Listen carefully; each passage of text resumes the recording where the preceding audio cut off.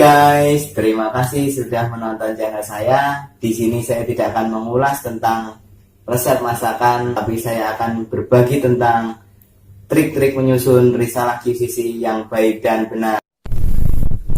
Masuk ke langkah pertama guys. Langkah pertama adalah menentukan tema. Jadi poin-poin apa aja yang harus ada di dalam menentukan tema. Yang pertama, kita brainstorming terhadap masalah-masalah yang timbul dalam perusahaan tersebut atau yang dihadapi para anggota. Yang kedua, kita ambil Pareto tertingginya. Yang ketiga, kita hubungkan dengan dampak yang terjadi ke perusahaan bila masalah itu bisa ditanggulangi. Dan yang keempat, kita tentukan tema berdasarkan Pareto yang tertinggi tadi. Setelah itu jangan lupa kita minta approval dari atasan kita. Langkah kedua, menetapkan target. Paling gampangnya menetapkan target itu adalah target yang ditentukan oleh atasan atau pencapaian terbaik yang pernah dicapai sebelumnya. Penentuan target jangan lupa itu kita targetkan kapan improvement ini bisa selesai. Dalam menetapkan target itu kita pakai QCD SMPE dan kaidah SMART. Ketiga, analisa kondisi yang ada, di mana kita mengcapture proses dari ujung ke ujung untuk melihat kondisi penyimpangan yang terjadi. Di situ kita potret kondisi aktual dan kita bandingkan dengan kondisi ideal yang kita inginkan.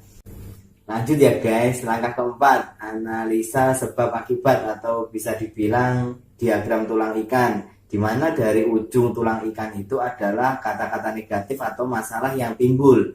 Dan kita mencari akar penyebab dari masalah yang timbul tersebut. Setelah itu kita bikin Pareto, masalah mana yang harus kita tanggulangi paling duluan. Lanjut ke langkah berikutnya, merencanakan penanggulangan.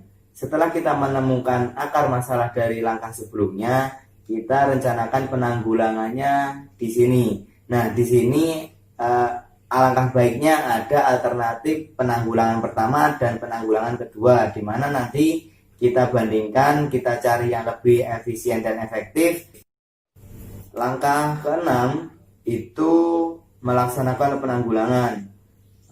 Di sini hanyalah sambungan dari rencana penanggulangan atau realisasi dari rencana penanggulangan, yaitu kita potret kondisi sebelumnya, kita potret improvement yang kita lakukan, dan kita potret kondisi setelah kita melakukan improvement. Di situ juga tercantum siapa yang melakukan improvement, kapan melakukan improvement, dan berapa biaya yang dikeluarkan untuk improvement tersebut. Oke guys, lanjut pada langkah ketujuh. Evaluasi hasil adalah jawaban dari langkah kedua atau menetapkan target. Jadi kita bandingkan target yang kita tetapkan tadi berbanding dengan hasil yang kita capai.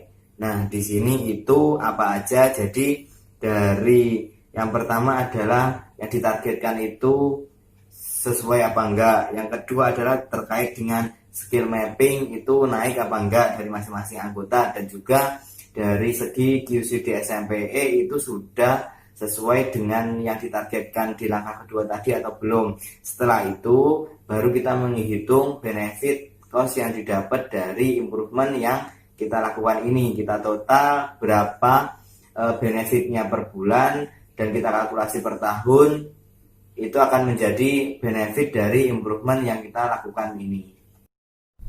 Lanjut ke langkah terakhir ya guys. Langkah ini adalah standarisasi dan rencana berikut, di mana langkah ini cukup mudah, yaitu hasil improvement yang telah kita lakukan, kita bakukan dalam sebuah peraturan atau dalam bentuk works instruksi. Di sini kita butuh kesepakatan dari anggota, dan juga kita membuat rencana berikutnya untuk improvement di QCC berikutnya.